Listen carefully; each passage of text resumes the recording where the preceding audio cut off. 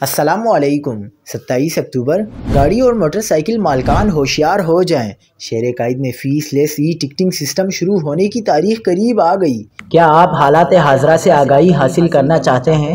خبر کے پیچھے چھپے اصل حقائق جاننا چاہتے ہیں تو ابھی سبسکرائب کیجئے گلمل پاکستان کو اور ساتھ ہی گھنٹی کے نشان پر کلک کر دیں۔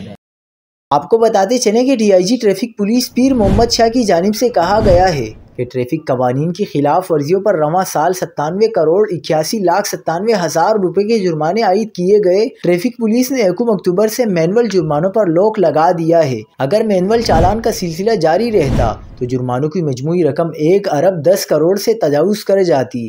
ڈی آئی جی ٹریفک کا کہنا تھا 1 اکتوبر سے اب تک کسی شہری کا جرمانہ نہیں کیا گیا، تاہم 27 اکتوبر سے کراچی میں فیس لیس ای ٹکٹنگ سسٹم باضابطہ طور پر شروع کر دیا جائے گا۔ اعداد و شمار کے مطابق جنوری سے 1 اکتوبر تک 12,04,014 چالان کیے گئے، جبکہ 3,370 افراد کو مختلف ٹریفک خلاف ورزیوں پر گرفتار کیا گیا۔ اسی طرح غفلت سے گاڑی چلانے پر دفعہ 144 کے تحت 399 افراد کو گرفتار کیا گیا۔